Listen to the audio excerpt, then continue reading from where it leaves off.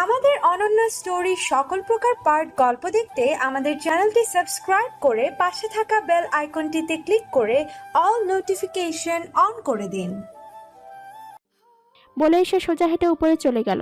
নবনীতা কিছুক্ষণ থম মেরে দাঁড়িয়ে থাকার পর নিজেও গটগট করে উপরে উঠে এলো। 3 তলা বিশিষ্ট একটা বিশাল কেক, চারদিকে শুধু চকলেট আর চকলেট। কেকের নাম চকো মাউন্টেন কেক। পুরো কেকের ডেকোরেশন করা হয়েছে নামি দামি ব্র্যান্ডের চকলেট দিয়ে। কেকটা আনা হয়েছে হুমায়রা নূর ওরফে চিত্রার জন্মদিন উপলক্ষে। কেক আনিয়েছে তার পছন্দের আরাম ভাই। এত সুন্দর কেকটা দেখতেই চিত্রার মন খুশিতে নেচে ওঠে। এত সুন্দর কেক সে শুধু বড় বড় দোকানগুলোতে বাইরে থেকেই দেখেছে, কখনো তো সামনে থেকে দেখেইনি। ইস, এটা খেতে কতই না মজা হবে। আরহাম হাত বাড়িয়ে তাকে ডাকলো, আদর মাখা গলায় বলল, দেখি চিত্র, এদিকে আসো তো, কেকের সাথে তোমার একটা ছবি তুলে দেয় ভাইয়া। পুরো বিকেল আর সন্ধ্যা দৌড়ে দৌড়ে আরহামের কাছে ছুটে যাওয়া চিত্রা এইবার এত বড় কেক সামনে থাকার পরেও তার ডাকে সাড়া দিল না। তার পাশে একজন মানুষ দাঁড়িয়ে আছে। চিত্রা বুঝতে পারছে এই মানুষটা আরহাম ভাইয়ের সাথে তার মেলামেশা পছন্দ করে না। সে সেদিকে গেল না, উল্টো হাত তুলে নবনীতার ডান হাতটা চেপে ধরল। দুই দিকে মাথা নেড়ে করুণ মুখে আরহামকে জানালো সে যেতে পারবে না। তার পাশে দাঁড়ানো মেয়েটি তার কাছে এই দামি কেকের চেয়েও বেশি মূল্যবান। চকিতে পাশ ফিরে নবনীতা। চিত্রা আরহামের কাছে না গিয়ে তার হাত ধরে ঠায় দাঁড়িয়ে থাকবে এমনটা সে ভাবেনি, চায়ওনি চিত্রা। চিত্রা তাকে ভয় পাচ্ছে। তার রাগ হওয়ার আতঙ্কে সে চকলেট দেখেও সেদিকে ছুটে যাচ্ছে না। তীব্র অনুশোচনা জেঁকে ধরে নবনীতাকে। সে কি আজ বেশি বাড়াবাড়ি করে ফেলেছে? সে হাঁটু মুড়ে বসে চিত্রার গালে একটা চুমু খেয়ে বলল, যাও না সোনা, কেউ ভালোবেসে উপহার দিলে সেটা নিতে হয়। যাও গিয়ে ছবি তুলো, কেক কাটো। আপাই কিচ্ছু বলবো না, তুমি মজা করে কেক খাও। তার অনুমতি দিতে দেরি হলো, কিন্তু চিত্রার এক ছুটে আরহামের কোলে চড়তে দেরি হলো না। আরহাম তাকে টুপ করে একটা চুমু খেলো। নবনীতা যেই গালে খেয়েছে তার অপর গালে। নবনীতা উঠে দাঁড়িয়ে বুকে হাত বেঁধে দাঁড়ায়। তাসনুবা মোমবাতি জ্বালিয়ে সেটা কেকের উপর রাখে। আরহাম চিত্রার হাতে ছুরি ধরিয়ে কেকটা কাটলো। সবাই হাততালি দিয়ে সম্বোধন স্বরে বলে উঠল, হ্যাপি বার্থডে চিত্রা। চিত্রা কেবল জবাবে মিষ্টি করে হাসলো। একদিনে এত আনন্দ তার সহ্য হচ্ছে না। খুশিতে তার চোখ চিকচিক করছে। এত সুন্দর কেকটা তার জন্য আনা হয়েছে। এটা তার বার্থডে কেক। এত সুন্দর কেক বার্থডে সে আগে কখনো দেখেনি। সে সবাইকে একটু একটু করে কেক খাওয়ায়, নবনীতাকেও। নবনীতা কেকটা মুখে দিয়েই মুখটাকে খুশি খুশি করে বলল, খুব মজা তো। নাও এখন তুমি খেয়ে নাও বাকিটা। বিশাল কেকটা খেয়ে তারা শেষ করতে পারে না। আরহাম সবার খাওয়া দাওয়া শেষে বাকিটা স্টাফদের খেয়ে নিতে বলল। তার আবার ফোন বাজছে। জালালুর রহমান ফোন দিয়েছেন, হয়তো সমাবেশ নিয়ে কোনো জরুরি কথা আছে। সে ফোনটা কানে চেপে ধরে হন্তদন্ত হয়ে নিচের ছাদে নেমে এলো। নবনীতা সেই পুরোটা সময় ঠাই দাঁড়িয়ে রইল। লোকটা চিত্রার জন্য কেক এনেছে, এটা অবশ্য মন্দ কিছু না, বিষয়টা সুন্দর। চিত্রার চেহারার খুশি আর আনন্দ দেখে সে ওই লোককে কিছুই বলতে পারবে না, কিন্তু তার ভেতর পুড়ছে। এই জন্য অন্য কেউ দায়ী না, এটাই বাস্তবতা। সে আবার অনুধাবন করলো জগতে ভালোবাসায় সবকিছু না, এর সাথে অর্থেরও প্রয়োজন আছে। চিত্রার সুবিকে সে যতই ভালোবাসার চাদরে মুড়িয়ে রাখুক না কেন, সে তাদেরকে কখনোই এই আনন্দটুকু দিতে পারবে না। চোখের সামনে থাকা চওড়া মূল্যের কেকটা জানান দিচ্ছে নবনীতার অক্ষমতার। চিৎকার করে বলছে, দেখ পরি, তুই স্বয়ংসম্পূর্ণ না, তুই বাচ্চা দুটোর সব অভাব পূরণের যোগ্য না। নবনীতা তপ্ত শ্বাস ছাড়ে। কেউ দেখে নেওয়ার আগে অতি সন্তর্পণে চোখের কোণায় এসে জমে থাকা পানিটুকু মুছে নেয়। তার চোখের পানি দেখে লোকে তাকে সান্ত্বনা দিক, এটা সে চায় না। সে চায় না কেউ তাকে করুণা করুক। করুণা জিনিসটা তার বড্ড অপ্রিয়। তাসনুবা, আদি, আরিশ মিলে চিত্রার সাথে অনেক ছবি তুলল। সবাই মিলে গ্রুপ ছবিও তুলেছে 2টার মতো। আদি তাকে ডেকে বলল, হেই নবনীতা, এসো না, তুমিও আসো। নবনীতা ম্লান মুখে দুদিকে মাথা নাড়ে, ক্লান্ত স্বরে বলে, না না, আমি ছবি তুলবো না, তোমরা তোলো প্লিজ। তাসনুবা হুইল চেয়ারের চাকা ঘুরিয়ে আসে তার দিকে, অনুরোধের সুরে বলে, আপু আমার সাথে একটা সেলফি তোলো প্লিজ। নবনীতা স্মিত হাসে। তার হাত থেকে মোবাইল ফোনটা নিজের হাতে নিয়ে সামান্য ঝুঁকে দুজনের বেশ কিছু ছবি তোলে। তারপর আবার সেটা তাসনুবার হাতে ফিরিয়ে দেয়। তাসনুবার মাথায় হাত বুলিয়ে দেয়, কপালের কাছটায় ছোট করে চুমু খেয়ে বলে, এত রিকোয়েস্টের কিছুই নেই সোনা, তুমি ছবি তুলতে চাইছো আর আমি তুলবো না, এটা হতে পারে? খুব ভালো থাকো তাসনুভা, আপু তোমার জন্য অনেক অনেক দোয়া করে দিলাম। তাসনুবা লাজুক হাসলো, মাথা নামিয়ে বলল, তোমার জন্য অনেক দোয়া আপু। তার সাথে কথার ফাঁকে আনমনে একবার নিজের হাতের দিকে দেখতেই চোখ বড় বড় হয়ে গেল নবনীতার। অবাক হয়ে সে ফ্লোরের দিকে এদিক সেদিক দেখতে শুরু করলো। তাসনুভা ভড়কে গিয়ে বলল, কি খোঁজো আপু? ঘড়ি, আমার ঘড়ি। উদ্বিগ্ন হয়ে জবাব দেয় সে। তারপরে সে হন্য হয়ে চারদিকে সেটা খুঁজতে শুরু করে। নিচের ফ্লোরের ওপরের ফ্লোর দুটোতে সে তন্ন তন্ন করে ঘড়িটা খুঁজলো। আরহাম তার এই হম্বিতম্বি দেখে অন্যদিকে মুখ ফিরে বিড়বিড় করে বলল, একটা ঘড়ি তো, এমন ভাব যেন স্বর্ণের টুকরো হারিয়েছে। নবনীতা চোখ মুখ শক্ত করে তাকে দেখলো, কটমট করে বলল, আমি সারাদিন বাইরে থাকি, টিউশন করাই, আমার সময় মেপে চলতে হয়। আপনার জন্য তুচ্ছ হলেও আমার কাছে এর মূল্য অনেক। বলেই সে তার পার্সটা হাতে তুলে নেয়। পেছন ফিরে চিত্রা, শুভ্রা আর রিমিকে দেখে বলে, চলো, যেতে হবে আমাদের। আর ঘড়িটা, সেটার কি হবে? জিজ্ঞাসু হয়ে প্রশ্ন করে রিমি। নবনীতা সামনে ফেরে কাটকাট গলায় উত্তর দেয়। আরেকটা কিনে ফেলবো। কথা শেষ করে সে শেষবারের মতো তাসনুবার কাছে গেল। তাসনুমার মাথায় হাত ছুঁয়ে বলল,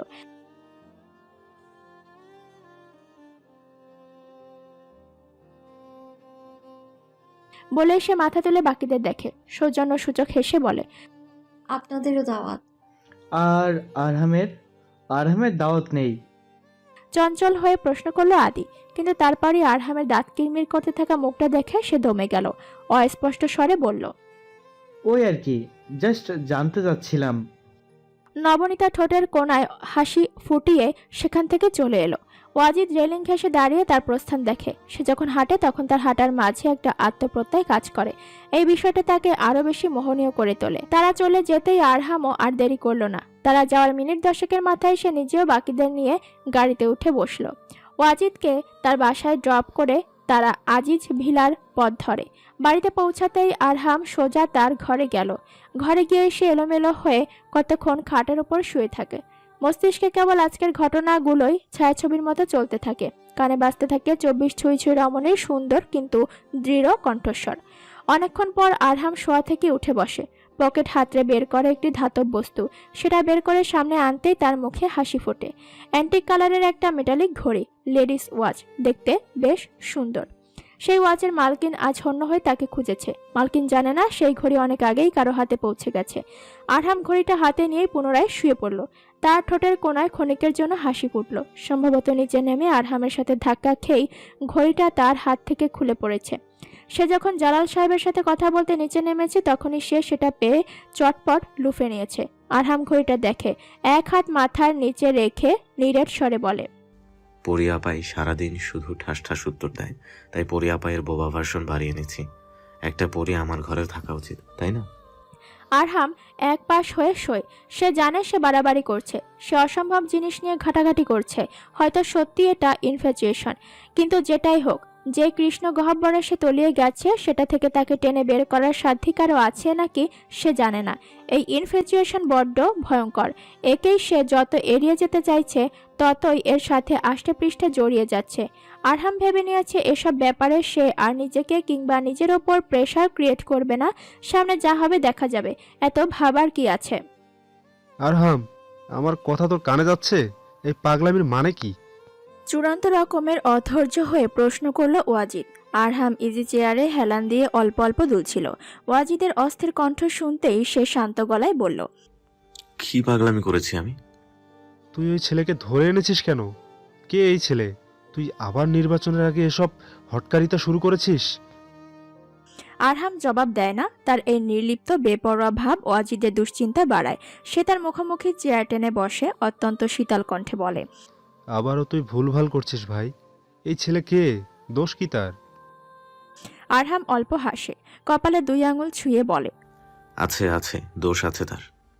সেটাই জানতে চাইছি, দোষটা কি? সে একজনকে ছুঁয়েছে, এটাই তার দোষ। থমথমে মুখে জবাব দেয় আরহাম।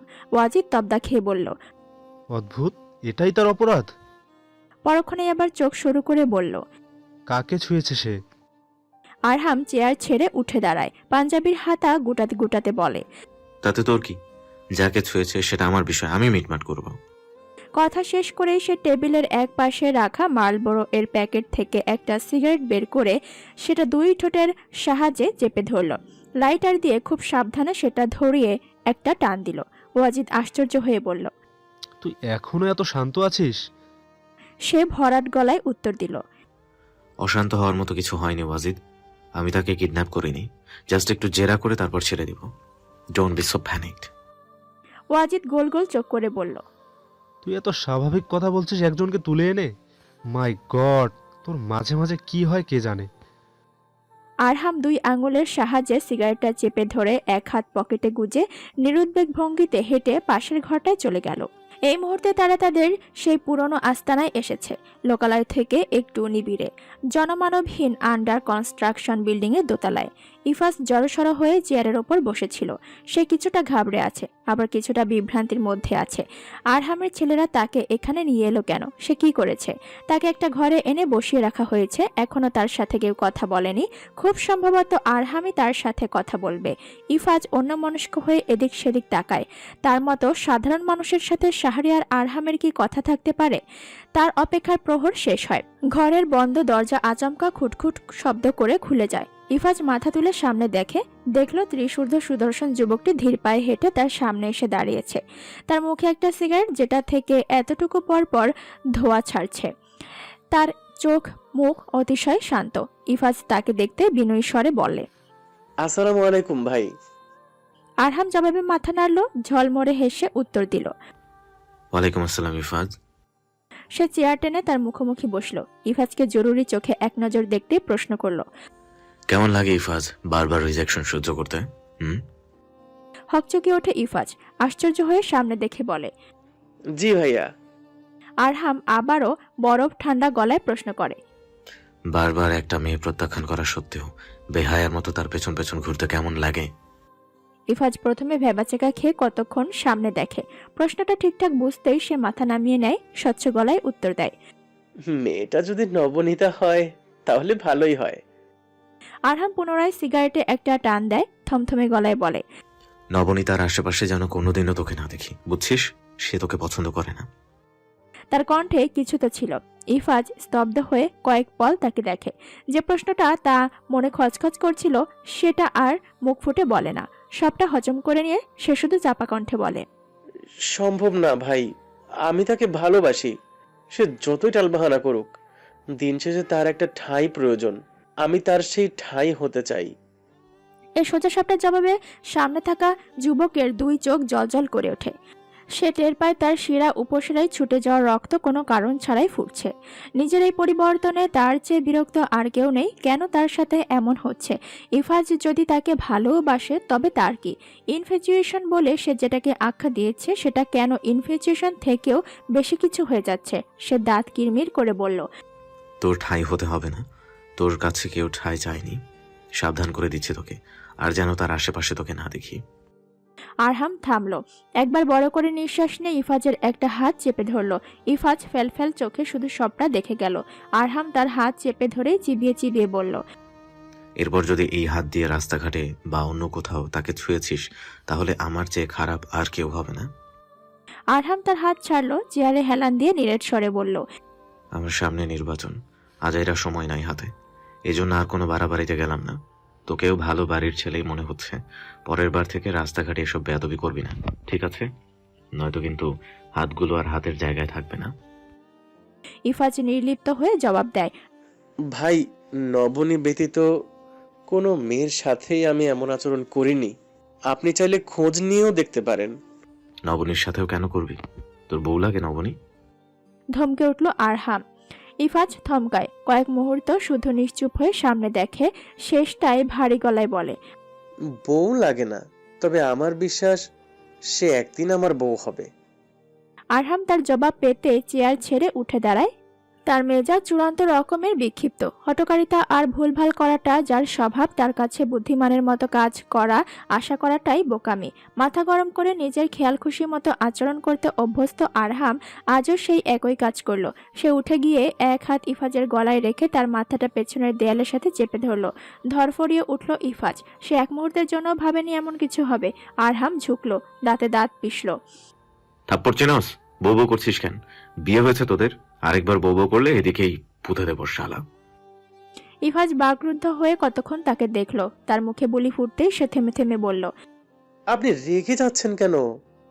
আরহাম রাগ কমালো না, উল্টো সে আগের চেয়েও খ্যাপাটে সুরে বলল, রাখবো না তো কি করব? তুই বিয়ে করবি মানে? শোন, ইফাজ না টিফাজ আই ডোন্ট কেয়ার। তুই দুনিয়ার সব মেয়ের দিকে তাকা, সব মেয়েকে বউ বানানোর স্বপ্ন দেখ, কিন্তু পরীর দিকে তাকাবি না। কথা ক্লিয়ার?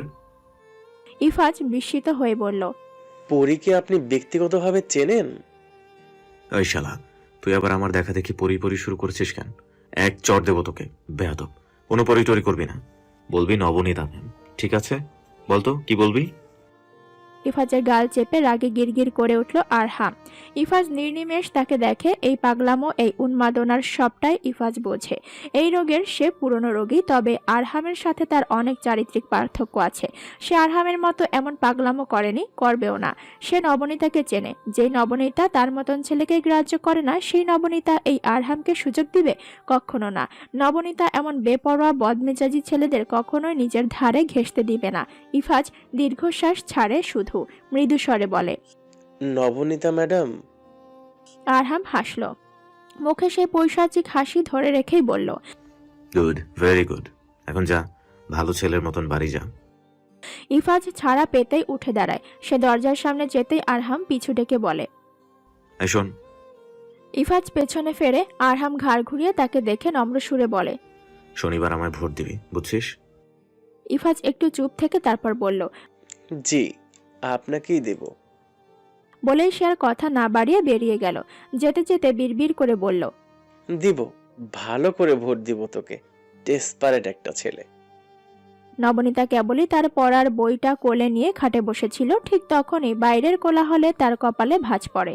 এই সময় কে এসেছে? কিছু সময় বাদে মিসেস রোকেয়া হন্তপন্ত পায়ে তার ঘরে এলেন। এক প্রকার চেঁচাতে চেঁচাতে বললেন, নবনীতা, তুই এসব কি করেছিস? নবনীতা ভরকে গিয়ে বলল, আমি আমি আবার কি করেছি? তুই নাকি ইফাজের নামে আরহামের কাছে নালিশ করেছিস। আরহামের ছেলেরা আজ তাকে বাড়ি থেকে তুলে নিয়েছে। কথা শুনে নবনীতা হকচকিয়ে ওঠে, আশ্চর্য হয়ে বলে, এসব কি বলছো মামি? ইফাজকে তুলে নিয়ে গেছে মানে? মিসেস রোকেয়া কিছু বলতে পারলেন না। তার আগেই তার বড় ভাইয়ের বউ সাবিনা ধপ ধপ পা ফেলে নবনীতার ঘরে এলেন। এক প্রকার চেঁচিয়ে উঠে বললেন, তুমি জানো না এটার মানে? তুমি কিচ্ছু জানো না, তাই না? আমার ছেলেটাকে কি পেয়েছো তুমি? জাদুটোনা করেও ক্ষান্ত হওনি, এখন বিচার দিচ্ছ তার নামে? নবনীতা শক্ত মুখে জবাব দেয়, প্রথম কথা, আমি কোনো বিচার দিইনি। আর দ্বিতীয় কথা, আমি কোনো জাদুটোনাও করিনি। বারবার এক কথা বলবেন না আন্টি। মিসেস রোকেয়া একটু পিছিয়ে গেলেন, তার মুখে সূক্ষ্ম হাসির রেখা। সাবিনাকে তিনি দুই চোখে সহ্য করতে পারেন না। সাবিনার ছেলে লক্ষ্মীমন্ত মেয়ে বিয়ে করে নিয়ে সুখে থাকবে, এটাও কি মিসেস রোকেয়া হতে দিবে? তিনি চায় ইফাজ যেন নবনীতাকে বিয়ে করে। নবনীতার মতন চ্যাটাং চ্যাটাং মুখের ওপর জবাব দেওয়া পুত্রবধূই যথেষ্ট ওই সাবিনা চুন্নিকে শায়েস্তা করার জন্য। সাবিনা নিজেকে বাঘিনী ভাবে, তাই না? রোকেয়া হরপ করে বলতে পারে তার বাড়িতে যে বাঘিনী আছে এর সামনে গেলে সাবিনা স্রেফ একটা মিনি বিড়াল, বই আর কিছুই না। মিসেস রোকেয়া ঠোঁট টিপে হাসেন। বেচারি সাবিনা নিজে নিজের পরবর্তী অবস্থার জন্য দায়ী হবে। মিসেস সাবিনা ফুঁসতে ফুঁসতে বললেন, তুমি দয়া করে এসব নাটক করবে না। ইফাজকে তুমি তোমার রূপের জালে ফাঁসিয়েছো। আমার ছেলে কখনো কোনো মেয়ের পেছনে এভাবে বেহায়ার মতো ঘুরেনি। তুমি তার মাথায় কি বীজ ঢুকিয়েছো যে কে জানে? তোমার কি সব ছেলেদেরই ঝুলিয়ে রাখার স্বভাব? ওই নেতার সাথে তোমার এত যোগাযোগ কিসের? কি লাগে সে তোমার? নবনীতা হাতের বইটা বন্ধ করে শব্দ করে সেটা খাটে রাখলো। চিত্রা ফ্লোরে বসে ড্রয়িং করছিল। নবনীতা বই রাখতেই সে মুখ টিপে মুচকি হাসে। পরিয়াপাই এখন ওই সাবিনার বাচ্চাকে তেল ছাড়া ভুনা করবে। শুভ্রা নিজেও পড়ার টেবিলে বসে সেদিকে চোখ দেয়। মনে মনে বলে, বেচারি সাবিনা নিজেই নিজের বেইজ্জতি করতে এসেছে। নবনীতা উঠে গিয়ে ঠিক মিসেস সাবিনার মুখোমুখি এসে দাঁড়ায়। তার প্রগাঢ় এবং তীক্ষ্ণ চাহনিতে সাবিনা কিছুটা দমে গেলেন। আমতা আমতা করে বললেন, কি হয়েছে? এভাবে কি দেখো? নবনীতা বুকে হাত বাঁধে অতিশয় শীতল কণ্ঠে বলে, ইফাজকে বহুবার প্রত্যাখ্যান করেছি। এর কারণটা নিশ্চয়ই জানেন। দোষটা ইফাজ না, দোষটা তার মা। ইফাজের সাথে যদিও বা আমি সংসার করতে পারি, কিন্তু তার মায়ের মতো মহিলার সাথে এক ছাদের নিচে থাকা অসম্ভব আমার জন্য। এক জবাবে মিসেস সাবিনার থোতা মুখ ভোতা হয়ে গেল। তিনি কেবল গোল গোল চোখে তার সামনে দাঁড়ানো আগুনের স্ফুলিঙ্গটিকে দেখেন। কি ধারালো আর শানিত তার বচন। নবনীতা একটু জিরোয়, তারপর আবার বলতে শুরু করে, আপনার মাথায় বুদ্ধি কম আন্টি। আপনি একবার বলছেন আমি ইফাজকে ফাঁসিয়েছি, আবার বলছেন আমি তার নামে নালিশ করেছি। দুটো কথার কোথাও কোনো যোগ সাজস নেই। যদি তাকে ফাঁসানোই আমার উদ্দেশ্য হয় তাহলে তার নামে নালিশ কেন করব আমি? মানুষ নিশ্চয়ই তার নামে অভিযোগ দায়ের করে না যার উপর সে জাদুটোনা করে। পরের বার আমার উপর অভিযোগের আঙুল তোলার আগে একটু গুছিয়ে যুক্তি তৈরি করে দিয়ে আনবেন। আর আপনার ছেলেকে আমি কোনোদিনই বিয়ে করব না, এটা তাকে সুন্দর করে বুঝিয়ে দিবেন। আর শেষ কথা, ওই নেতার সাথে আমার কিছুই নেই। সে কেন এমনটা করেছে আমি জানি না। করে থাকলে সেটা ঠিক হয়নি তাই বলে সবকিছুতে আমার নাম এনে জড়াবেন না। পারলে আপনি নিজের ছেলের উপর জাদুটনা না করে তাকে অন্যদিকে রেভার্ট করুন, এতেই আমি খুশি হব ভীষণ। নবনীতা কথা শেষ করলো। মিসেস সাবিনা পাথরের ন্যায় ঠায় দাঁড়িয়ে আছে। অপমানে তার চোখ ছলছল করে উঠেছে। ভেতরে ক্রোধের আগুন, অথচ মুখে কোনো কথা নেই। এই তেদর মেয়ের সাথে তিনি কথায় পারবেন? নবনীতা পুনরায় খাটে গিয়ে বসলো। খাটে থাকা বইটা খুলে পাতা উল্টাতে উল্টাতে বলল, যখন তখন মানুষের বাড়ি এসে আন্দাজের উপর যা তা বলে চেঁচাবেন না আন্টি। এটা আপনার বাড়ি না, আমরা আপনার খাইও না। এবার যেতে পারেন আপনি, ধন্যবাদ। নবনীতা বইয়ের পাতায় মন দেয়। খুবই শান্ত দেখাচ্ছে তাকে, যেন কিছুই হয়নি। মিসেস রোকেয়া ঠোঁট টিপে হাসেন। আজ তিনি মাংসের সবচেয়ে বড় টুকরোটা নবনীতাকে দিবেন বলে ঠিক করেছেন। সাবিনার যেই নাজেহাল দশা করেছে সে, এর বিনিময়ে এইটুকু পুরস্কার তিনি তাকে দিতেই পারেন। সাবিনার আগে ফুঁসতে ফুঁসতে হনহনিয়ে বেরিয়ে গেল ঘর থেকে। মিসেস রোকেয়া সেদিকে দেখেই কুটিল হাসেন, বিড়বিড় করে বলেন, বেশ হয়েছে, খুব খুশি হয়েছি আমি। সাতচন্নি কোথাকার। পরের দিন আরহাম প্রায় বেলা 2টো পর্যন্ত প্রচারণায় ব্যস্ত ছিল। শুরুতে এই ছুটোছুটি তার অসহ্য লাগতো, এখনও লাগে, তবে এখন এসব সয়ে গেছে। সে মহানগর অফিসে ফিরে তার রুমের চেয়ারে বসে হাঁসফাঁস করতে করতে বলল, এসি অন কর তোফাইল, মরে যাচ্ছি গরমে। তোফায়েল এসি অন করে। ওয়াজিদ ক্লান্ত পায়ে রুমে এসেই কাউচের ওপর গা ছেড়ে দিল। পাশে থাকা গ্লাস থেকে ঢকঢক করে পানি খেলো। আরহাম মালবড়ো এর প্যাকেট থেকে সিগারেট বের করতে করতে ওয়াজিদকে দেখে জিজ্ঞাসু হয়ে বলল, খাবি? ওয়াজিদ হাত নাড়ল, কপালের ঘাম মুছতে মুছতে বলল, না তুই খা, আমি পরে খাবো।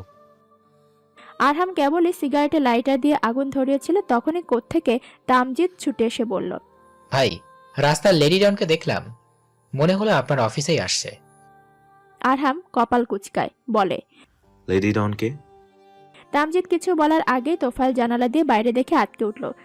কেলো হয়েছে বস, দাবাং নবনীতা তো একদম অফিসের সামনে এসে গেছে, একেবারে গ্যাংস্টারের মতো হেঁটে হেঁটে আসছে। তার কথা শুনে ওয়াজিদের সব ক্লান্তি ফেলে ছুটে গেল থাই গ্লাস টেনে বন্ধ করে রাখা জানালার দিকে। নিচে দেখতে আশ্চর্য হয়ে বলল, সত্যিই তো, নবনীতাই তো এটা। আরহাম সঙ্গে সঙ্গে তার হাতের সিগারেটটা ফ্লোরে ফেলে পা দিয়ে পিষে ফেলল। তারপর সেটাকে একটা লাথি দিয়ে দূরে সরিয়ে বলল, দূরে যা বালসাল। তারপর সিগারেটের প্যাকেটটা ড্রয়ারে রেখে ড্রয়ার থেকে একটা সেন্টার ফ্রেশ বের করলো। সে টের পেল সে আচমকা দরদর করে ঘামছে। অদ্ভুত বিষয়, সে ঘামছে কেন? মিনিট খানেক বাদে তার দরজায় টোকা পড়লো। আওয়াজের ধরন দেখে আরহাম বুঝলো এটা নবনীতা। সে বাদে এমন ধামধাম করে দরজা ধাক্কানোর সাহস আর কার আছে? আরহাম গলা খাড়া করে বলল, কামিন, দরজা খোলাই আছে। নবনীতা শব্দ করে দরজা খুলে কোনো দিক না দেখে সোজা গিয়ে এগিয়ে যায় আরহামের টেবিলের দিকে। সে প্রথম দিনের মতো টেবিলের ধার ঘেঁষে দাঁড়ায়, গলা উঁচিয়ে জানতে চায়, এইসব কি? আবার কি নতুন নাটক শুরু করেছেন আপনি? আমি আবার কি করলাম? আমি তো জনসেবায় ব্যস্ত, নাটক করার সময় কোথায়?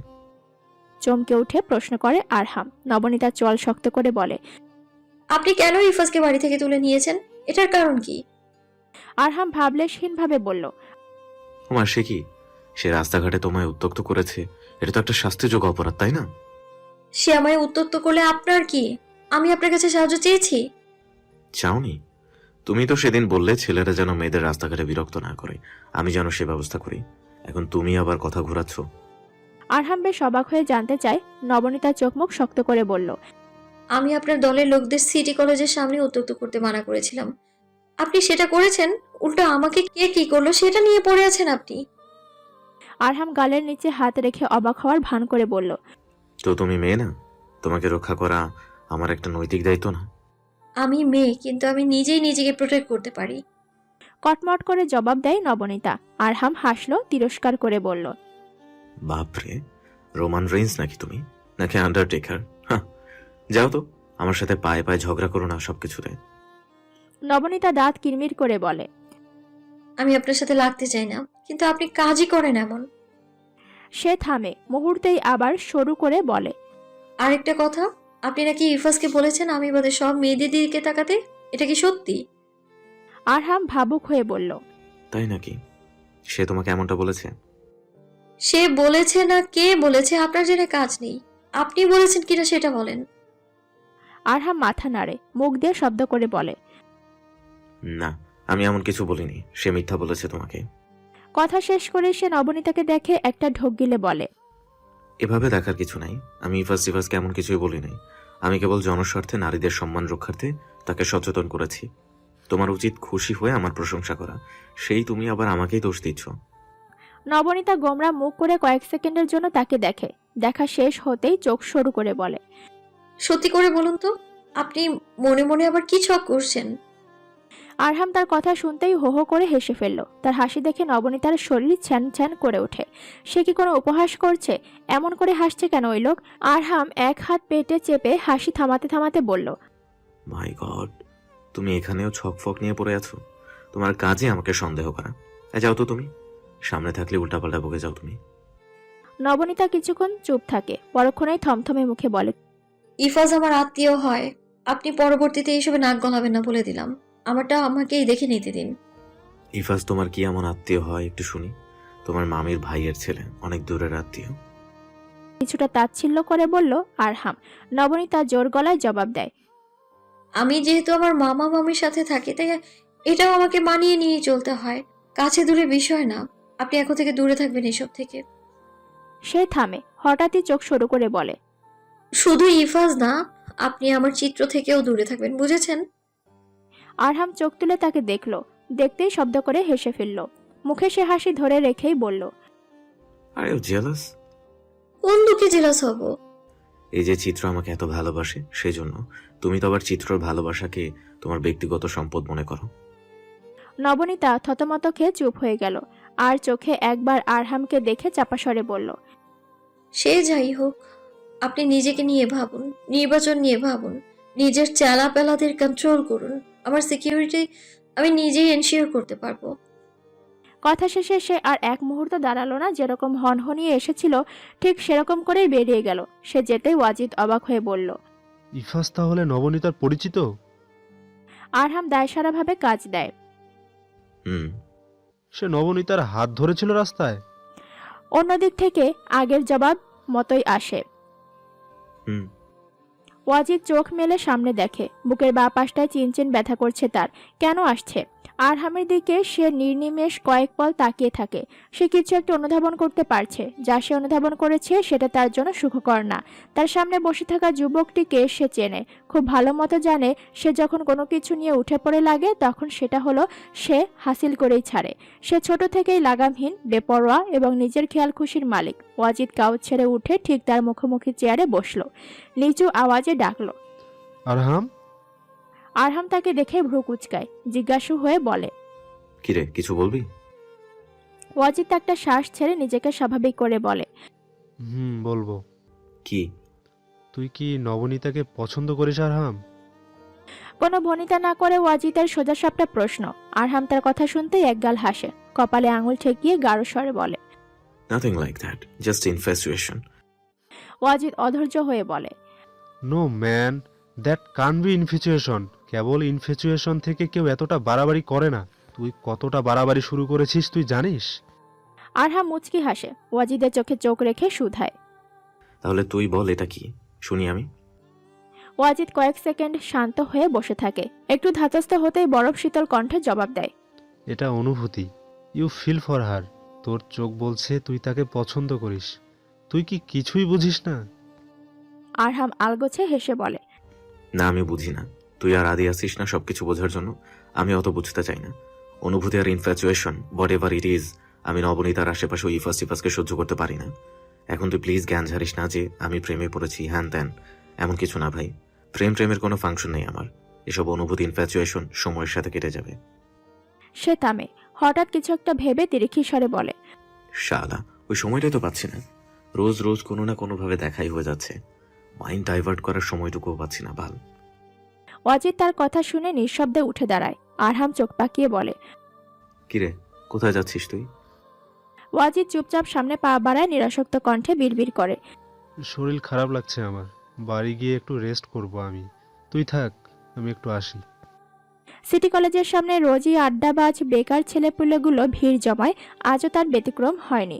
শুভ্রা কলেজ শেষে বাইরে আসতেই এদের দেখা পেল। এদের মাঝে একজনের নাম বিনয়। নাম নাকি মানুষের ব্যক্তিত্বের ওপর প্রভাব ফেলে, এই কথা শুভ্রা সেদিন থেকে অবিশ্বাস করা শুরু করেছে যেদিন থেকে সে বিনয়কে দেখেছে। এর মতো বদমাইশ আর উচ্ছৃঙ্খল তার জীবনে সে দুটো দেখেনি। এর নাম নাকি বিনয়। বিনয়ের বটাও নেই তার মাঝে। শুভ্রানী খুব বেশি মেধাবী না, কিন্তু সে খুব পরিশ্রমী। নিজেদের অসহায়ত্ব তাকে পরিশ্রমী করে তুলেছে।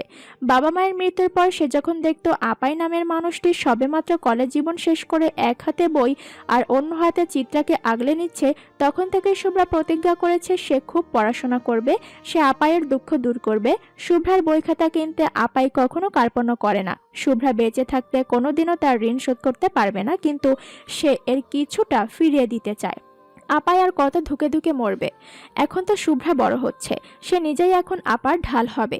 শুভ্রা খুব মন দিয়ে পড়ে। ছিমছাম গড়নের যে অসম্ভব ভালো মেয়ে মানুষটি নিঃস্বার্থভাবে তাকে আর চিত্রাকে আগলে রেখেছে, ওই মেয়েটিকে শুভ্রা গর্ববোধ করাতে চায়। সে খুব বেশি পড়তে চায়। পড়াশোনার পাশাপাশি সে বিতর্ক ক্লাবেও নাম লিখিয়েছিল। সেই থেকেই কলেজে তার টুকটাক পরিচিতি। তখন থেকেই সে টিটু, মিরন আর বিনয়ের চোখে পড়েছে। টিটু আর মিরন যদিও আপাইয়ের পিটুনি খেয়ে তার দিকে নজর দেওয়া বন্ধ করেছে, কিন্তু বিনয় সেই আগের মতোই আছে। সে তাকে দেখলেই অশালীন অঙ্গভঙ্গি করে, শীষ বাজায়, অসভ্য আচরণ করে। আজকেও সে বেরিয়ে আসতে বিনয় তাকে দেখে শীষ বাজালো। সে আটোসাটো হয়ে আরেকটু সামনে যেতেই বিনয় তার মুখোমুখি এসে তার পথ রোধ করে দাঁড়ায়। শুভ্রা দ্রুত তাকে পাশ কাটিয়ে যেতে চাইলে সে দুই হাত প্রসারিত করে তার যাওয়ার পথ বন্ধ করে, জিভ দিয়ে দুই ঠোঁট ভিজিয়ে কুৎসিত ইশারা করে বলে, আহা, ময়না যাচ্ছ কোথায়? একটু কথা তো বলো। শুভ্রা একটা শুকনো ঢোক গিলে কাপা কণ্ঠে বলল, প্লিজ রাস্তা ছাড়ুন। বিনয় লোলুপ দৃষ্টিতে একবার ওপর নিচ দেখে। সেই দৃষ্টি দেখলে শুভ্রার বুক ফেটে কান্না আসে। সে তড়িঘড়ি করে অন্যদিক দিয়ে যাওয়ার জন্য উদ্যত হয়। সে অন্য পথে যেতেই বিনয় দ্রুত পায়ে তার পিছু নেয়। শুভ্রা শ্বাস বন্ধ করে ছুটে যায় এক প্রকার। বিনয় নিজেও তার পেছনে ছুটে আসে। তাকে থামানোর উদ্দেশ্য যেই না তার হাত ধরার জন্য নিজের হাতটা এগিয়ে নিল, ঠিক তখনই কোথা থেকে ছুটে আসে একটা শক্ত হাত বিনয়ের কুৎসিত হাতটাকে খপ করে ধরে ফেলল। বিনয় থামলো, শুভ্রা নিজেও থামলো। পেছনে ঘুরে বড় বড় চোখ করে তাকে বিনয়ের নোংরা স্পর্শ থেকে বাঁচানো লোকটিকে দেখল। বিনয় নিজেও চোখ তুলে সামনে তাকায়। সামনে দাঁড়ানো ছেলেটিকে দেখা মাত্রই সে তবদা খেয়ে বলল, আরিশ ভাই, আপনি? আরিশ শান্ত চোখে একবার তাকে আর একবার শুভ্রাকে দেখে, গম্ভীর গলায় জানতে চায়, এদিকে কি করছিস? শুভ্রার পিছু নিয়েছিস কেন? বিনয় ভরকে গেল। মেয়েটি কি আরিশ ভাইয়ের পরিচিত? সে তো তাদের পরিচিত মেয়ে বলতে সারা আর তাসনুবাকেই চেনে। সে আমতা আমতা করে বলে, না মানে ভাই, আসলে হয়েছে কি? আরিশ তাকে কথার মাঝেই থামিয়ে দিল। এক হাত তুলে কিছুটা শাসিয়ে বলল, আর কখনো এমন শুভ্রার পিছু নিবি না, বুঝেছিস? বিনয় দ্রুত মাথা নাড়ে। আরিশ কাঠো কাঠো স্বরে বলে, এখন যা এদিক থেকে। বিনয় যাওয়ার আগে আরো একবার তাকে সালাম দিল। যেতে যেতেই বলল, আরহাম ভাইকে আমার সালাম দিবেন ভাই। সে চলে যেতেই আরিশ সোজাসুজি শুভ্রার দিকে দেখল। ঠিক আছে শুভ্রা? শুভ্রা উপর নিচ মাথা নাড়ে, কৃতজ্ঞ ভরা কণ্ঠে বিড়বিড় করে, ঠিক আছে। আমি কোথায় যাচ্ছ? বাসায়? জি। আমি ড্রপ করে দেই? খুবই নম্র হয়ে প্রশ্ন করে আরিশ। তার কথা শুনতেই শুভ্রা কিছুটা অপ্রস্তুত বোধ করল। তার এলোমেলো দৃষ্টি দেখতেই আরিশ অমায়িক হেসে বলল, আনইজি ফিল করার কিছুই নেই। আমরা তো এখন অল্প স্বল্প চিনি নিজেদের, তাই না? শুভ্রা কেবল আস্তে করে মাথা নাড়ে। আরিশ পুনরায় জিজ্ঞেস করে, ড্রপ করে দেবো শুভ্রা? কলেজ ইউনিফর্মের পেটের দিকটা খামচে ধরে শুভ্রা মিনমিন করে জবাব দেয়, জি ঠিক আছে। গাড়িতে বসে আরিশ সবার প্রথমে এসি অন করলো। তারপর গাড়িতে থাকা পানির বোতলটা শুভ্রার দিকে বাড়িয়ে দিয়ে বলল, নাও পানি খাও, একটু ঠান্ডা হও। শুভ্রা বাধ্য মেয়ের মতো বোতল হাতে নেয়। আরিশ সিট বেল্ট লাগাতে লাগাতে বলে, ওই বখাটাগুলো কি রোজই এমন করে? কয়েক ঢোক পানি খেয়ে শুভ্রা মলিন মুখে জবাব দেয়, জি দেখতে পেলেই এমন করে। আরিশ স্মিত হেসে বলল, আর করবে না, নিশ্চিন্ত থাকতে পারো। শুভ্রা মিষ্টি করে হাসলো। একটু পরে কিছু একটা মনে পড়তেই বলল, আপনি যেন কোন ইউনিভার্সিটিতে পড়েন? ব্রেক। স্টিয়ারিং এ হাত রেখে জবাব দেয় আরিশ, আপনাদের ক্যাম্পাস বাড্ডাতে না? হুম, কেন বলো তো? শুভ্রা বোকা বোকা হেসে বলল, না মানে আপনি হঠাৎ এই রাস্তায় এলেন তো তাই। আরিশ গাড়ি স্টার্ট দিতে দিতে গাঢ় স্বরে বলল, এদিকে এসেছি কাজে, ভাইয়া পাঠিয়েছিল। তোমাদের কলেজের অফিসে একটা কাজ ছিল, তাই। শুভ্রা ছোট করে জবাব দিল। ও বুঝেছি। প্রতি উত্তরে আরিশ কেবল একগাল হাসলো। কুচকুচে কালো টয়োটার গাড়িটা নির্দিষ্ট গন্তব্য নিয়ে চলতে শুরু করে। সেই সাথে চলতে শুরু হয় দুজন মানবীর পথ চলা। তারা কি জানে তাদের পরবর্তী গন্তব্য কোথায় গিয়ে থামবে? শান্তিনগর বাজারের বিপরীত দিকে রাস্তায় কর্ণফুলী শপিং মলের সামনে প্রায় রোজই অস্থায়ীভাবে কম বয়সী ছেলেরা তাদের জিনিসপত্র সাজিয়ে বেচা কেনার উদ্দেশ্যে বসে। নবনীতা সেদিকে আসতেই হঠাৎ একটা ছেলেকে দেখে তার কদম শ্লথ হয়। সে এগিয়ে যায় তার দিকে। শ্যামবর্ণের রোগা পাতলা ছেলেটিকে দেখতে খুবই অল্প বয়সের মনে হচ্ছে। তার পরনে সাদা গেঞ্জিটা ধুলো ময়লা জমে আর সাদা নেই, সেটা রীতিমতো ছাই রঙা হয়ে গেছে। তার মুখটা কত মলিন। দায়িত্বের ভারে ঝুঁকে যাওয়া কাঁধটা নবনীতার কোমল হৃদয় আঘাত করে। সে এগিয়ে এসে বলে, নাম কি তোমার বাচ্চা? ছেলেটি অবাক হয়ে তাকে দেখে গোল গোল চোখ করে বলে, শাহাদাত। নবনীতা মিষ্টি করে হেসে বলে, বাহ, খুব সুন্দর নাম তো। তোমার বয়স কত শাহাদাত? শাহাদাত নামের ছেলেটি দায়সারাভাবে উত্তর দেয়, 11। নবনীতার বুকটা ধক করে ওঠে। সে এক হাত শাহাদাতের থুতনিতে রেখে মলিন মুখে জানতে চায়, বাড়িতে আর কেউ নেই সোনা? তুমি এত ছোট বয়সে এসব কেন করছো? তোমার বাড়িতে কেউ নেই? শাহাদাত দুই দিকে মাথা নাড়ে, স্বাভাবিক গলায় বলে, না আপা, আমার বাপ অনেক আগেই মারাই গেছে। মা মারে আর আমার বোন রে থুইয়া আর এক খানে চলে গেছে গা। তোমার বোনও আছে? অবাক হয়ে প্রশ্ন করে নবনীতা। শাহাদাত উত্তর দেয়, আছে, 3 বছর বয়স। নবনীতা আতকে উঠে বলে, তাকে কোথায় রেখে এসেছো তুমি? শাহাদাত তার তর্জনী আঙ্গুলে মার্কেটের প্রবেশের পথের একটু ডান দিকে একজন মাঝ বয়সী মহিলার কোলে থাকা একটা ফুটফুটে মেয়ে বাচ্চাকে দেখিয়ে বলে, ওই যে বাচ্চাটা, এটাই আমার বোন, নাম বিভা। আর এই মহিলাটা কে? ফরিদা খালা, আমগোর লগেই থাকে বস্তিতে। নবনীতা ম্লান মুখে জবাব দেয়। ও আচ্ছা। তারপর সেই শাহাদাতের হাতে থাকা বইগুলো দেখে, ছোট বাচ্চাদের পড়ার বই। গত মাসে সে চিত্রার জন্য এমন কয়েকটা বই কিনেছিল। সে ঠিক করেছে সে আজও কয়েকটা বই কিনবে। সে দুইটা বই হাতে নিয়ে বলল, কত রাখবে এই দুটো? 100 টাকা। নবনীতা তার পার্স থেকে 200 টাকা বের করে শাহাদাতের হাতে টাকাটা গুজে দিয়ে বলে, এই নাও 200 টাকা। 100 টাকা বইয়ের, আর বাকি 100 টাকা তোমার আর বিভার জন্য আমার ভালোবাসা। আপুর হাত খালি ভাই, নয়তো একটু বেশিই দিতাম। তুমি এই টাকাটা বিভাকে কিছু কিনে খাওয়াবে কেমন? সাথে নিজেও খাবে, বুঝলে? এই সামান্য ভালোবাসার স্নেহের বাণীতে শাহাদাত নামের অনাথ ছেলেটির দুই চোখ কৃতজ্ঞতায় ভরে ওঠে। এতক্ষণ নির্লিপ্ত আর নির্বিকার থাকা ছেলেটা আচমকায় ভীষণ আবেগী হয়ে নবনীতার হাতটা তার মাথায় রাখলো। অনুভূতি জড়ানো গলায় বলল, আফা, আপনি একটু আমার জন্য দোয়া করে দেন। আপনি আসমানের হুর, আপনার দোয়া আল্লাহ কবুল করব।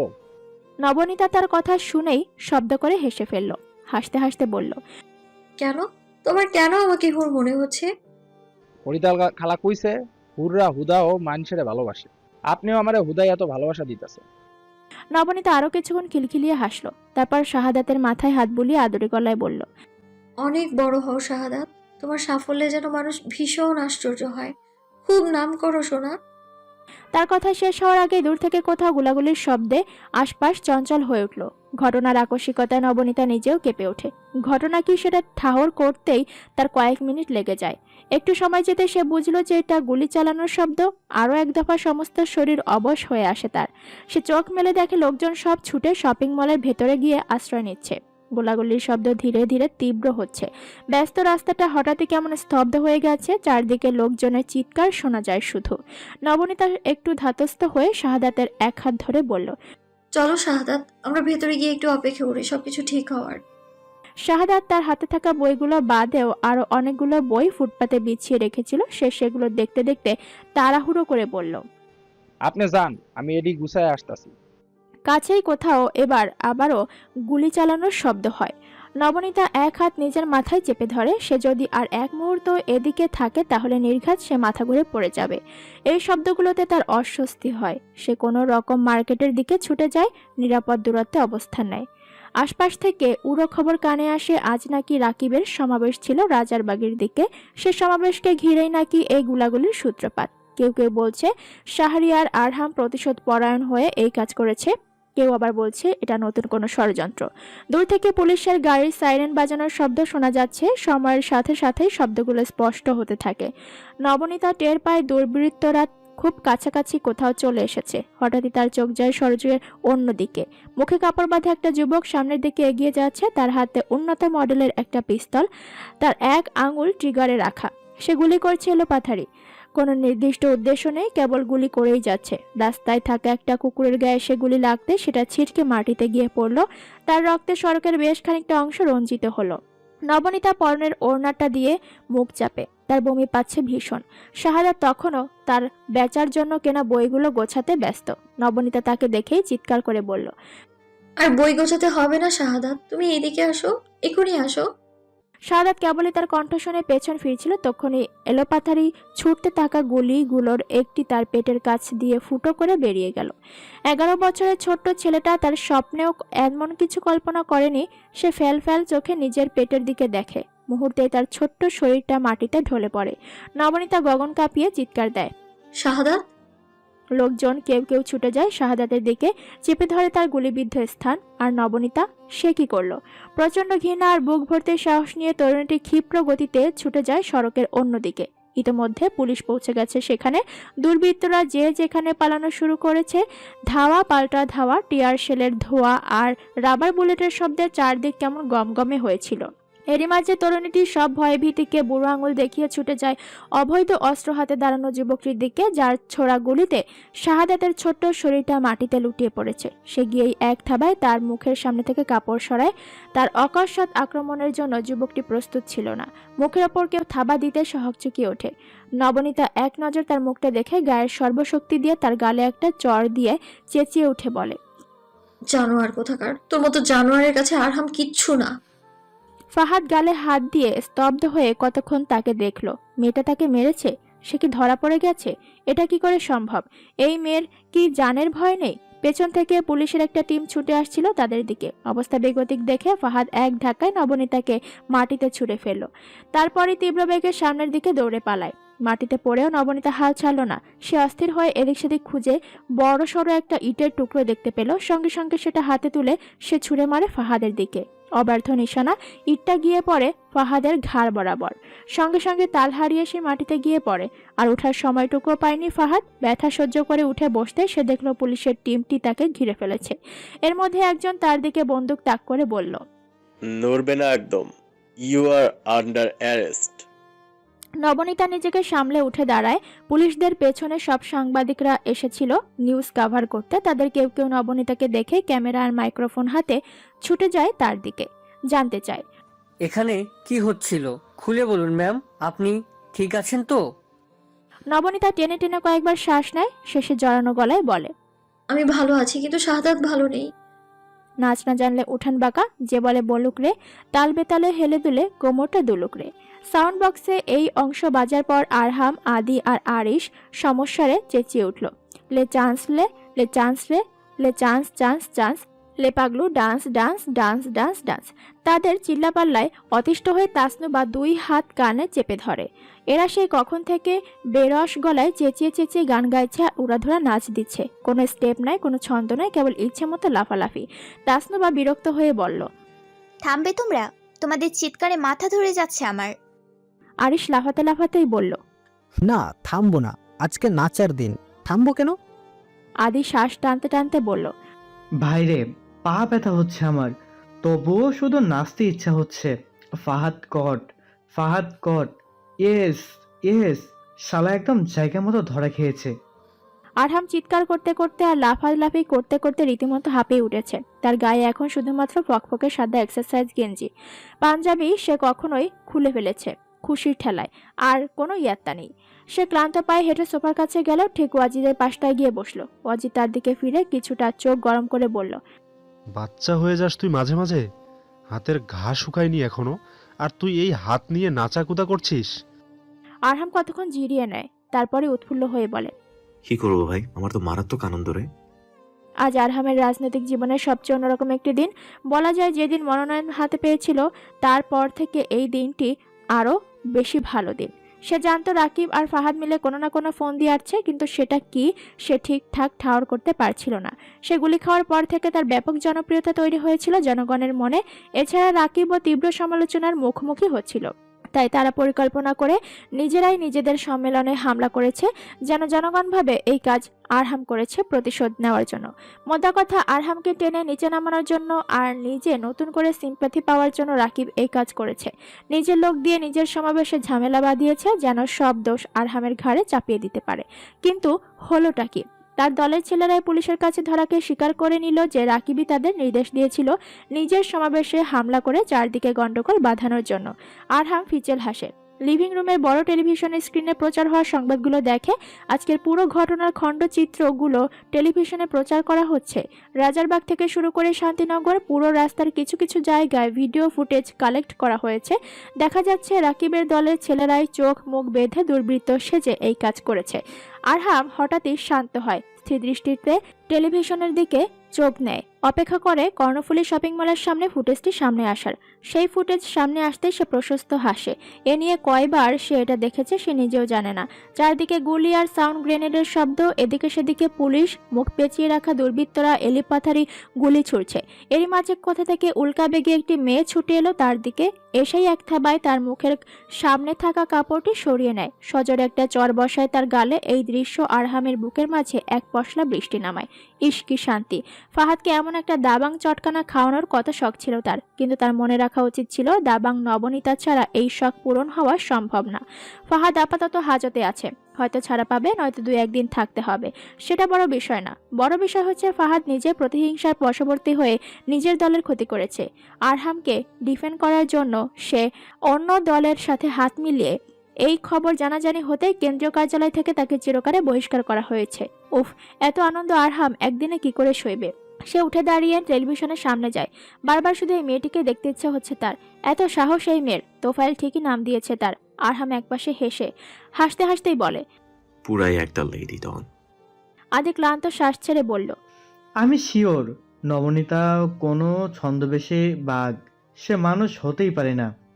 তাসনুমা নাক ছিটকে বলল, ছদ্মবেশী সাপ হয় শুনেছি, বাঘও হয় নাকি? হয়। নবনীতায় সেটা বাপরে পুরোটাই কলিজা, কোনো হাড্ডি মাংস নাই এই মেয়ের, একেবারে গ্যাংস্টার। আরিশ চঞ্চল হয়ে বলল, সেই নবনীতা আপু আমার দেখা সবচেয়ে স্ট্রং গার্ড। কি সাহস তার, চোখে মুখে কি তেজ! আপুর একটা বায়োপিক বানানো যাবে।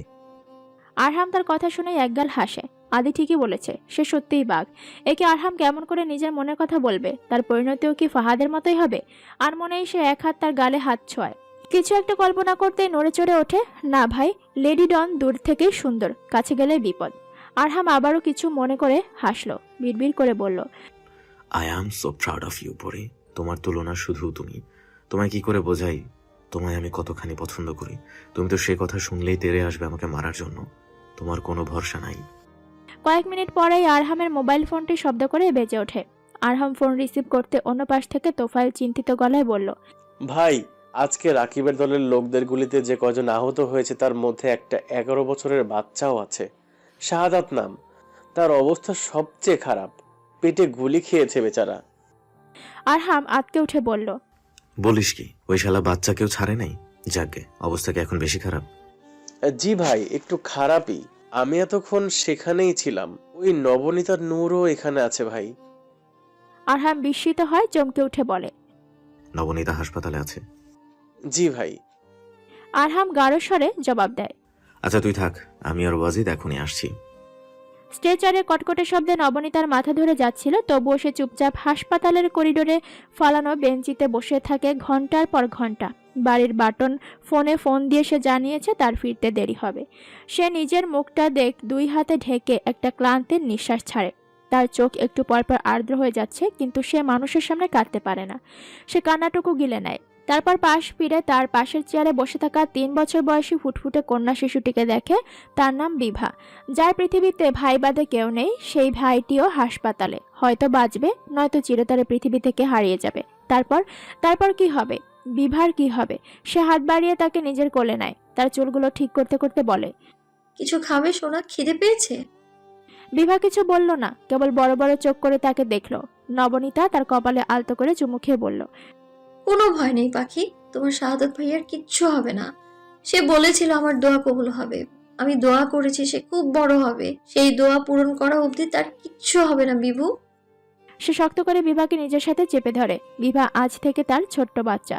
সে বিভাকে এই নোংরা পৃথিবীতে একা ছাড়বে না। এখন থেকে বিবাহ তাদের সাথে থাকবে। কোথায় রাখবে, কি খাওয়াবে সে জানে না, কিন্তু নবনীতার ভেতরের মাতৃসত্তাটি বিভাকে এভাবে ফেলে দিতে পারবে না। আরো আধ ঘন্টা অতিক্রম হওয়ার পর হাসপাতালে স্টাফদের মাঝে একটু হম্বিতম্বি দেখা গেল। নবনীতা কয়েকজনের কথা শুনে বুঝলো শাহরিয়ার আরহাম এসেছেন হাসপাতালে গুলিবিদ্ধ রোগীদের দেখতে। সবাইকে দেখার পর সবশেষে সে এলো শাহাদাতের ওয়ার্ডে। শাহাদাতের তখন হুঁশ নেই। তার পাকস্থলী তেমন ক্ষতি হয়নি, তবে কিডনিতে আঘাত লেগেছে, সেখানে গভীর ক্ষত সৃষ্টি হয়েছে। আরহাম তার ওয়ার্ডের সামনে আসতেই তেছরা নজরে একবার নবনীতাকে দেখলো, তারপরে আবার চোখ সরিয়ে ডিউটিরত নার্সকে বলল এই ওয়ার্ডের ডাক্তারকে ডেকে পাঠাতে। সরকারি হাসপাতাল, ওয়ার্ডের শাহাদাত বাদেও আরো অনেকে ছিল। ডক্টর হাফিজ ঘর্মাক্ত শরীরে কেবিন থেকে বেরিয়ে এলেন, আরহামকে দেখতেই করমর্দন করলেন। আরহাম জানতে চাইল শাহাদাতের অবস্থা কেমন। জনাব হাফিজ কিছুটা মলিন মুখে বললেন, খুব একটা ভালো না, প্রচুর রক্তক্ষরণ হচ্ছে। মা বাবা আসেনি এখনো? মা বাবা নেই তার। ডাক্তার হাফিজ চোখ দিয়ে নবনীতার দিকে ইশারা করে বললেন, এই মেয়েটাই তাকে নিয়ে এসেছে। আরহাম কোনো উত্তর না দিয়ে কেবল মাথা নেড়ে এগিয়ে যায় তার দিকে, কোমল গলায় বলে, এটা কি নবনী? নবনীতা উদাস মুখে জবাব দেয়, বিভা, শাহাদাতের বোন। আরহাম ছোট করে কেবল বলল, ও আচ্ছা। কথা শেষ করেই সে চটপট নবনীতাকে কিছুক্ষণ দেখে নেয়। কি স্নিগ্ধ দেখাচ্ছে তাকে, তার কোলের বাচ্চাটিকে তার কেউ না, অথচ সে এমন করে তাকে বুকে চেপে রেখেছে যেন এটা তার সন্তান। আরহামের ইচ্ছে হচ্ছে তাকে শক্ত করে জাপটে ধরে বলতে, তুমি এত ভালো কেন পরি, তুমি কি সত্যিই কোনো পরি? অথচ সে তেমন কিছুই বলল না, কেবল গম্ভীর স্বরে বলল, চিন্তা করো না তুমি, আমি শাহাদাতের চিকিৎসা করাবো। আমি সমস্ত খরচ বহন করব। এখানে না, প্রয়োজনে স্কয়ার কিংবা বার্ডেমে ট্রান্সফার করব। নবনীতা চোখ তোলে, একটা দীর্ঘশ্বাস ছেড়ে ঠান্ডা গলায় বলে, জি করতে পারেন, এতে আপনার জনপ্রিয়তা বাড়বে।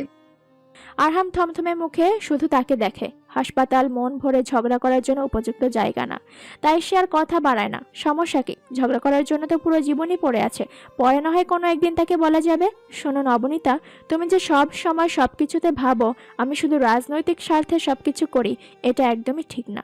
আমি মাঝে মাঝে মন থেকেও মানুষের জন্য করি। এই যে বিগত কিছুদিন ধরে আমি তোমার বিরহে বদ্ধ উন্মাদ হয়ে যাচ্ছি, এটাতে কি কোনো রাজনৈতিক স্বার্থ আছে বলো? পরীকে না দেখলে যে আমার বুকে ঝড় ওঠে, সেটার পেছনে কি কোনো রাজনৈতিক স্বার্থ আছে বলো তো? সে অবশ্যই সবটা মনের ভেতরে চেপে গেল। কেবল বিভার দিকে হাত বাড়িয়ে বলল, দেখে আমাকে একটু দাও তো। নবনীতা চুপচাপ উঠে দাঁড়ায়, দুই হাত বাড়িয়ে বিভাকে আরহামের কাছে দেয়। আরহামের বাম হাতটা হঠাৎ ছুটে যাওয়ায় নবনীতা দ্রুত তার হাতটা বিভার পিঠের সাথে চেপে ধরল। আরহামের শক্ত খড়খড়ে হাতটি স্থান পেল নবনীতার রুগ্ন আর কোমল হাতের নিচে। ঘটনার আকস্মিকতা দুজনে চমকে ওঠে, দুজনের দিকে তাকায়। দুজনের দৃষ্টি বিনিময় হতেই নবনীতার চোখ সরিয়ে নেয়, কিন্তু আরহাম সাথে সাথে চোখ সরায় না। সে আরেকটু মন ভরে দেখে, দেখতেই থাকে। সে অনুভব করতে পারছে কোনো এক গভীর মহাসমুদ্রে সে রোজ একটু একটু করে তলিয়ে যাচ্ছে। সে হেরে গেছে, তার পক্ষে আর এই মোহ থেকে বেরিয়ে আসা সম্ভব না, কিছুতেই সম্ভব না। ওয়াজিদ তাদের দেখতেই দুকদম পিছিয়ে গেল। বাস্তব কিংবা কল্পনা, সবকিছু থেকেই পিছিয়ে গেল। তার হাত কাঁপছে, গলার কাছে কিছু একটা এসে কাটার মতো বিঁধেছে। সে ঢোক গেলে আরো দুকদম পেছায়, পেছাতেই থাকে। ওয়াজিদ আরো একটু পেছাতে নির্দিষ্ট বেগ নিয়ে ছুটে আসা তরুণী তার পিঠের কাছে এসে আছড়ে পড়ল। সঙ্গে সঙ্গে পেছনে ফিরে সে রিমি মাথা ডলতে ডলতে ব্যথাতুর কণ্ঠে চেঁচিয়ে ওঠে, কে রে এটা?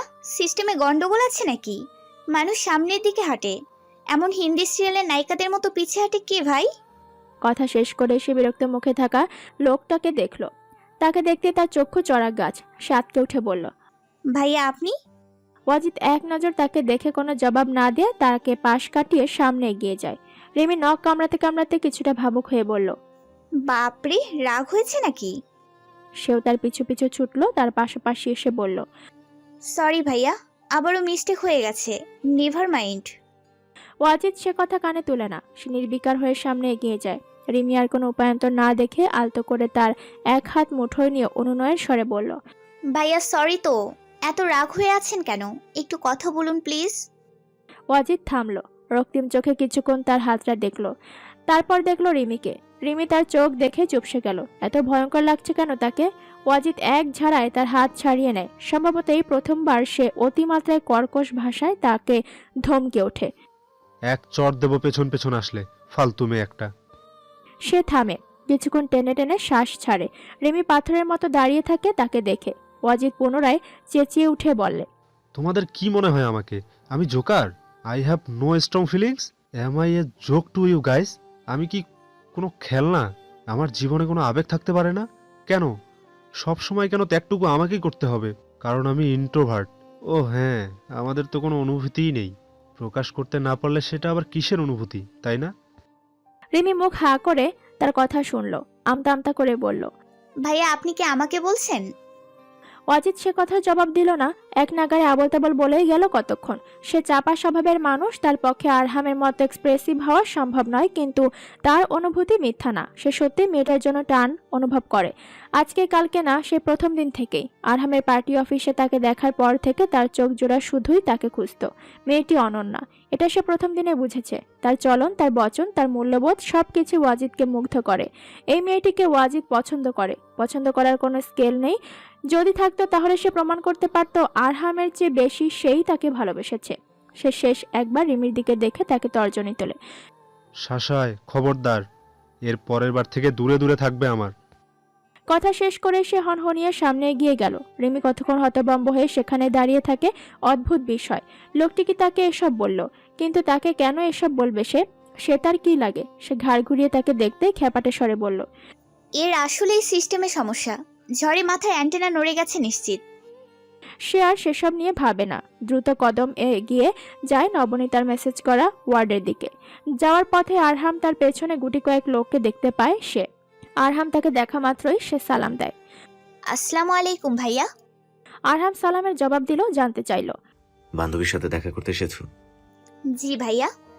আরহাম আঙুল তুলে ডান দিকে দেখিয়ে বলল, ওই দিকটা যাও, সেখানে আছে সে। ধন্যবাদ ভাইয়া। রিমি এগিয়ে যায়। আরহাম তাকে পিছু ডাকে। একটু দাঁড়াও তো রিমি। রিমি থামলো। আরহাম এগিয়ে এসে জানতে চাইল, তুমি কি আমাকে তোমার নম্বরটা দিতে পারবে রিমি? রিমি অবাক হয়ে বলল, জি ভাইয়া, কেন না? সে ঝটপট আরহামকে তার ফোন নম্বর দিল। আরহাম নম্বর নিয়ে হাসি মুখে বলল, আচ্ছা আমি আসি। রিমি দ্রুত মাথা নেড়ে সামনের দিকে পা বাড়ায়। শাহাদাতের কেবিনের বাইরে নবনীতা চুপচাপ বসেছিল। তার কোলে ছোট্ট বিভা, যে এই মুহূর্তে গভীর ঘুমে তলিয়ে আছে। রিমি তার কাছে এসে চোখ গোল গোল করে বলল, এটা কে নবনী? নবনীতা ঠান্ডা গলায় জবাব দেয়, বিভা। ওর নাম বিভা, শাহাদাতের ছোট বোন। রিমি কয়েক পলক তাকে দেখলো, কিছুটা আফসোস করে বলল, ইসরে, কত মিষ্টি এই বাবুটা, মাশাআল্লাহ। নবনীতা আলতো করে তার মাথায় হাত রেখে বলল, আমি ঠিক করেছি শাহাদাতের সুস্থ হওয়া পর্যন্ত বিভাকে আমি আমার কাছেই রাখবো। সে থামলো, একটু শ্বাস ফেলে ভাঙা গলায় বলল, সম্ভব হলে শাহাদাতকেও আমি নিজের কাছেই রাখতাম, রেখে পড়াশোনা করাতাম। কিন্তু আমার তো নিজেরই চলার টাকা নেই। নিজের বাড়ির বাজার করতেই জান যায় আমার। আরো দুজনকে পালবো কি করে আমি? তবে আমি ভেবে নিয়েছি, আল্লাহ না করুক যদি শাহাদাতে কিছু হয়, তাহলে আমি বিভার সব দায়িত্ব নিব। রিমি হাসি মুখে তার পাশে বসলো, তার কাঁধে হাত রেখে বলল, গুড ডিসিশন। আমি তোর পাশে আছি, তুই একা না। আমিও বিভার দায়িত্ব নিতে চাই। আপাতত কিছুদিন বিভা আমার কাছেই থাকুক। তোর একটা পাকাপোক্ত চাকরি হলে তুই বিভাকে নিজের কাছে নিয়ে রাখিস, কেমন? নবনীতা চোখ সরু করে বলল, তুই বাচ্চা রাখতে জানিস? জানি না, তবে শিখে নিব। আরো ঘন্টাখানেক নবনীতা সেখানে ছিল। শেষ পর্যন্ত বিভাকে রিমির কাছে দিয়ে সে বাড়ি ফেরার সিদ্ধান্ত নেয়। বিভাকে রিমির কাছে দেওয়াটাই তার কাছে সঠিক সিদ্ধান্ত বলে মনে হয়েছে। তার চেয়ে বেশি রিমি বিভার যত্ন করতে পারবে। সে সারাদিন বাইরে বাইরে থাকে, বিভাকে যে একটু যত্ন করবে, আদর দিয়ে আগলে রাখবে, সে সময় কোথায়? পুলিশের হাজতে ফাহাদকে আরো 2 দিনের মতো থাকতে হয়েছিল। দলীয় নেতাদের কেউই তার জন্য থানায় যাননি। কেবল খালেক সাহেব আর নোমান সাহেবই কয়েকবার এ জায়গা সে জায়গা ছুটোছুটি করে তাকে জেল থেকে বের করে আনতে সক্ষম হয়েছে। জেল থেকে বেরিয়ে এসে বড় বড় পায়ে সোজা গাড়িতে গিয়ে বসলো। খালেক সাহেব কিছুটা বিরক্ত হয়ে বললেন, তোমাকে আমি কিছুতেই বোঝাতে পারি না ফাহাদ, যে তুমি আর কোনো কিছু করেই আরহামকে হারাতে পারবে না। সে অনেক বেশি এগিয়ে আছে জনপ্রিয়তায়। এছাড়া সে সরকার দল থেকে মনোনয়ন প্রাপ্ত। তুমি খুব ভালো করেই জানো তাকে হারানো সম্ভব না। তবুও কেন তুমি রাকিবের সাথে মিলে এসব করেছো? আরহামের তো কিছু হয়নি, মাঝখানটায় তুমি দল থেকে বহিষ্কৃত হলে, লাভটা কার হলো বলো তো আমায়? ফাহাদ থম মেরে কতক্ষণ গাড়িতে বসে থাকলো।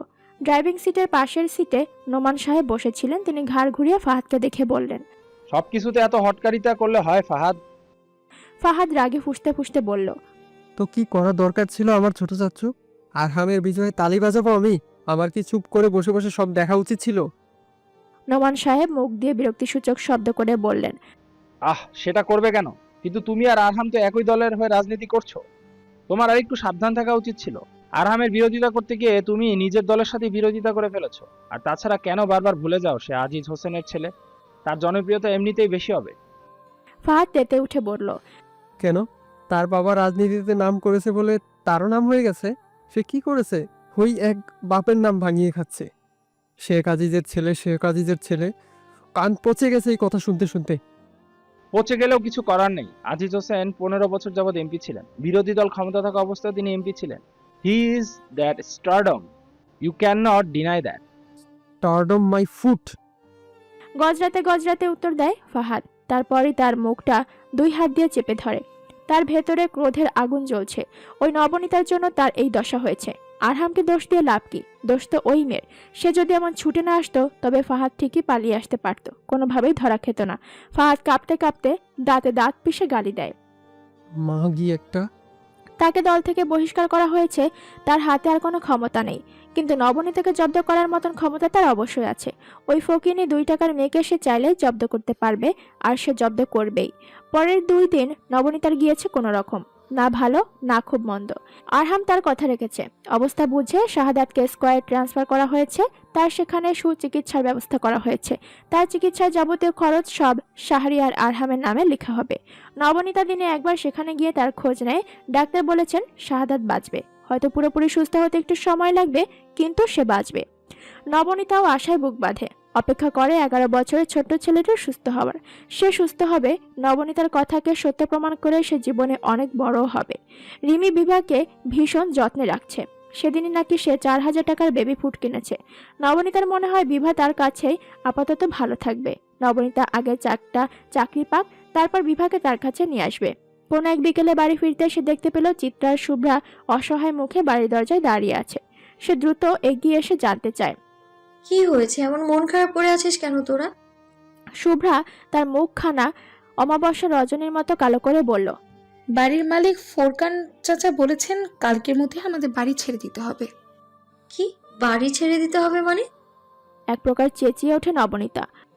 আপাই এটাই বলে গেছে, মামিকে জিজ্ঞেস করো না হয়।